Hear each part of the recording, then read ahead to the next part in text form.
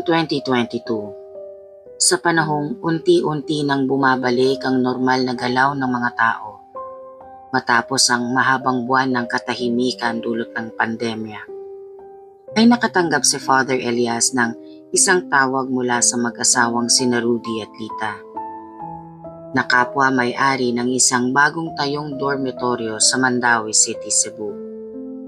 Isang gusaling 3 palapagang taas, puno ng magkakatabing studio-type rooms at nakatayo sa isang lupang matagal nang hindi pinapansin ng mga taga roon. Sa tono pa lamang ng boses ni Rudy sa telepono, ay halatang sabik at may halong kaba, na para bang may nais siyang masiguradong maayos bago pa tuluyang magsimula ang kanilang negosyo. Kaya naman maayos niyang ipinaliwanag na gusto nilang ipabless ang buong building upang maging ligtas, tahimik at mapayapa ang magiging tirahan ng mga uupa dito. Tahimik na nakinig si Father Elias.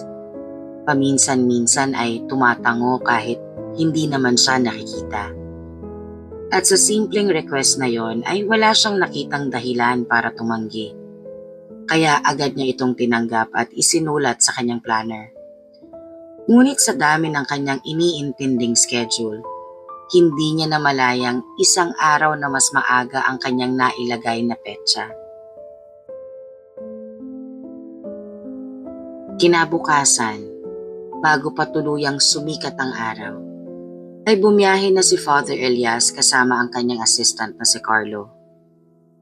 Isang seminaristang matagal nang sumusunod sa kanya sa mga house blessing at iba pang gawain ng simbahan. At habang binabaybay nila ang kalsada papunta sa Mandaue, ay kapansin-pansin ang kakaibang katahimikan ng paligid, na tila ba ang umaga ay hindi pa handang gumising. Sa loob ng sasakyan, nakatanaw si Carlo sa labas, at hindi niya maiwasang mapansin na kakaunti ang dumadaang sasakyan at halos walang tao sa gilid ng kalsada. Kaya marahan niyang sinabi, "Father, parang ang tahimik po ngayon.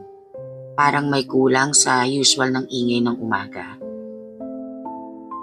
Ngumiti lamang si Father Elias, ngunit sa loob-loob niya ay napansin din niya yon. Bagamat pinili niyang huwag na lang iyong bigyan ng mali siya at sa halip ay sinabi, "Baka maaga pa lang talaga o baka hindi pa ganun karami ang mga gising sa lugar na to."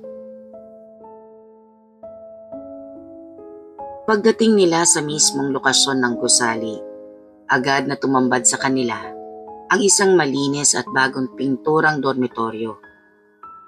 Ngunit kahit gaano pa ito kaayos tignan mula sa labas, ay may kakaibang pakiramdam na hindi madaling maipaliwanag. Isang pakiramdam na tila ba may nagmamasid kahit wala ka namang nakikitang tao. Nakabukas ang maid gate na parang may naghihintay sa kanilang pagdating. Dahan-dahang pumasok si Father Elias kasunod si Carlo. At sa sandaling tumapak sila sa loob ng compound, ay tila nagbago ang hangin. Hindi ito simpleng lamig lamang, kundi isang malamig na pakiramdam na gumagapang mula sa balat papasok sa buto, na para bang may presensyang hindi nila nakikita, ngunit ramdam na ramdam. Sa loob ng building, sinalubong sila ng katahimikan na halos masakit sa tenga.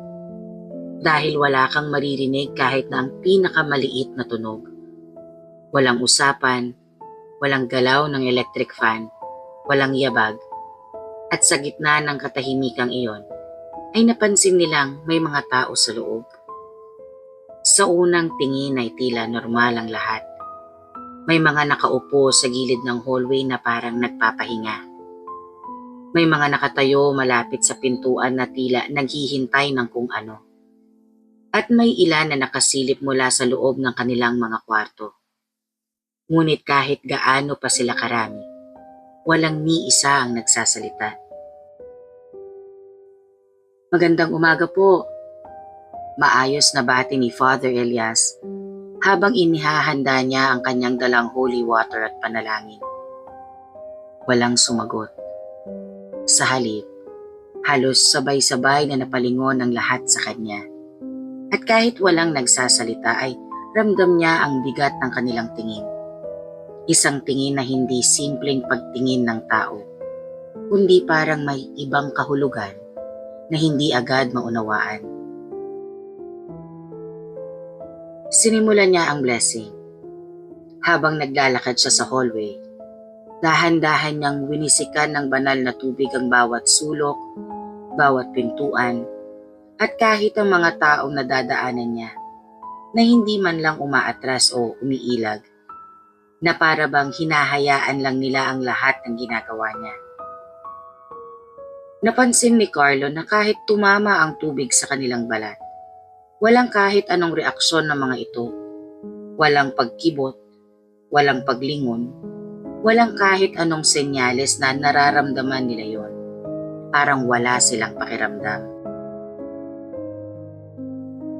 Habang tumatagal ang kanilang pag-ikot, unti-unting lumalalim ang pakiramdam ni Carlo na may mali sa lugar. Lalo na nang mapansin niya ang isang lalaking nakatayo sa dulo ng hallway na kahit ilang minuto na ang lumipas ay hindi pa rin kumukurap. At isang babaeng nakaupo sa sahig na tila ba nakatingin lamang sa kawalan kahit pa ilang beses na silang dumaan sa harap niya. Ngunit ang mas nakapagtataka ay ang kawalan ng kahit anong tunog.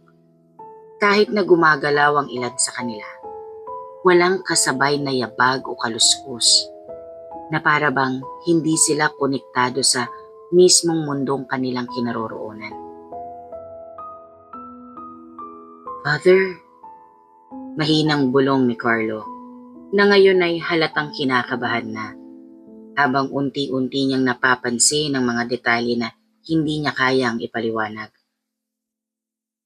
Hindi agad sumagot si Father Elias, ngunit mas humigpit ang hawak niya sa kanyang rosaryo habang ipinagpapatuloy ang panalangin na ngayon ay mas madiin at mabagal na para bang pinipilit niyang punuin ng lakas ang bawat salita.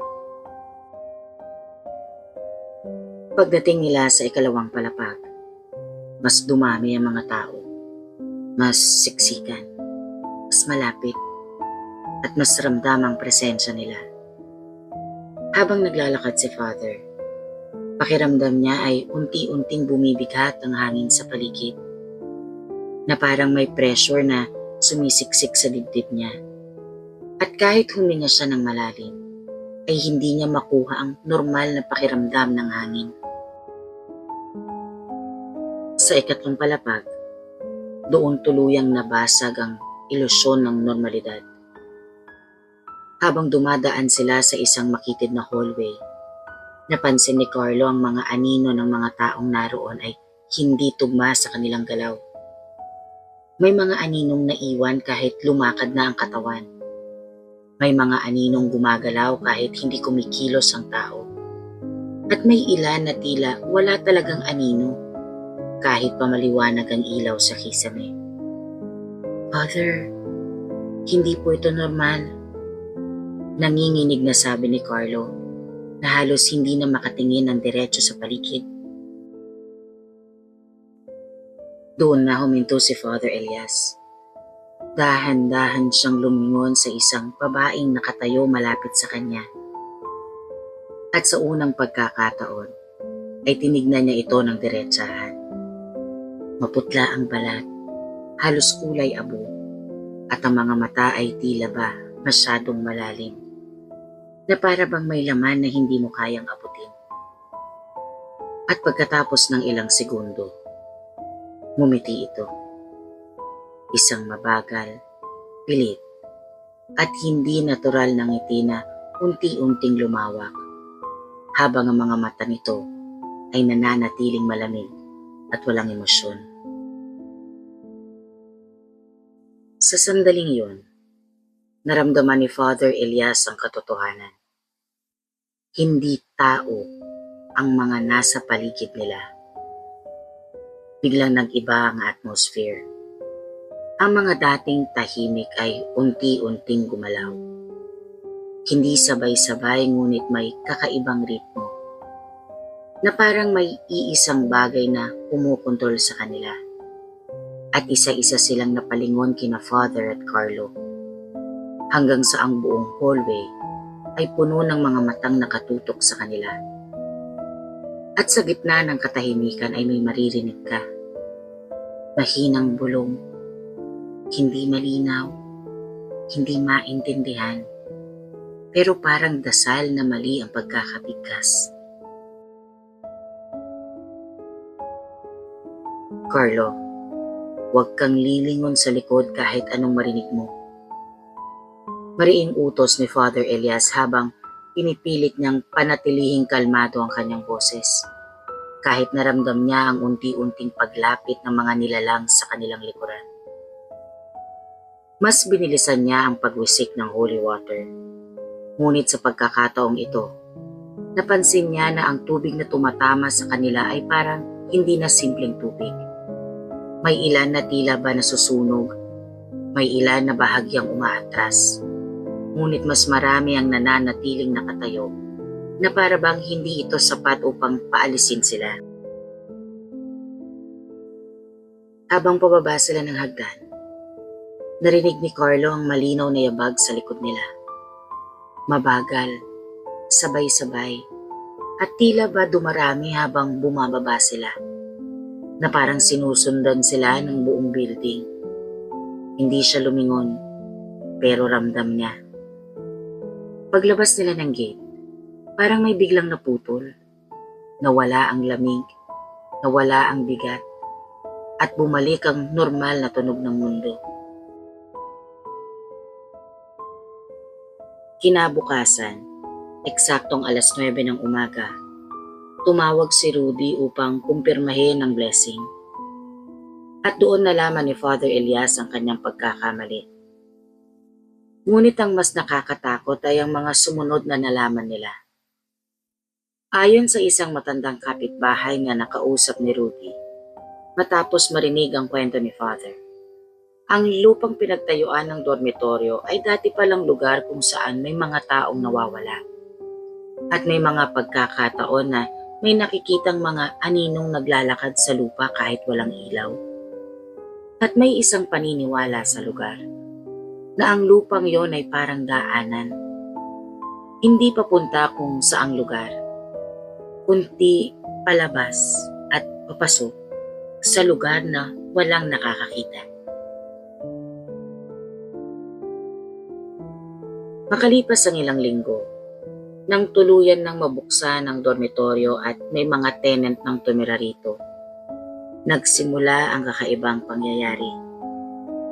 May mga nagigising sa kalagitnaan ng gabi dahil sa tunog ng yabag sa hallway kahit walang tao. May mga pintuang bumubukas kahit dapat ay nakasarado. At may ilan na nagsasabing may nakikita silang mga taong nakatayo lang sa gilid ng koridor. Tahimik, hindi gumagalaw, at tila ba naghihintay. Ngunit ang pinaka nakakatakot na nangyari ay nang isang tenant ang nagsabi na may nakita siyang pare na naglalakad sa hallway madaling araw. Hawak ang rosaryo at nagwiwisik ng tubig habang nagdarasal. Akala niya ay si Father Elias. Pero nang tanungin niya ang landlord kinabukasan, wala raw pare na bumalik sa building.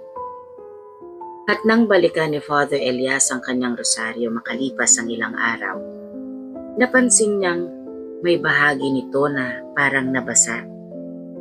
Kahit hindi naman niya ito ginamit mula nung araw na yon. Dahil ang hindi alam ni Father, hindi lang niya nabendisyonan ang lugar. May mga bagay din na sumunod sa kanya pauwi.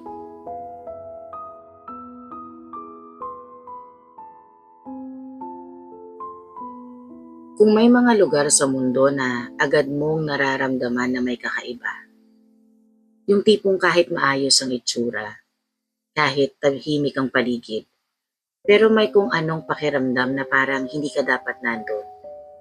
Maaaring hindi lang basta imahinasyon ang nararamdaman mo. Sa ilang paniniwala at kwento na matagal nang umiikot sa iba't ibang kultura, may mga tinatawag sila na portal. Mga lugar kung saan sinasabing manipis ang pagitan ng mundo ng mga buhay at ng mga hindi na nakikita. Hindi ito laging dramatic, hindi ito laging halata, pero minsan, mararamdaman mo lang na parang may ibang presensya na kasabay mong humihinga sa iisang espasyo. At sa kwentong narinig ninyo ngayong gabi, maaaring yun mismo ang nangyari. Isang lugar na akala mo ay simpleng gusali lang, pero sa ilalim nun ay may isang lagusan na matagal ng bukas, naghihintay at patuloy na dinadaanan. Pero ang tanong, kung sakaling may ganitong lugar na malapit sa atin, o baka napuntahan mo na nang hindi mo alam, mapapansin mo kaya? Ako si Miss 11. Maraming salamat sa pakikinig sa 11th Witch Tagalog Horror Stories. At ito ang mga kwentong hindi mo basta-basta makakalimutan. Thank you for watching, Mambabarang and friends. Please don't forget to like, subscribe, and hit the notification bell for more scary stories.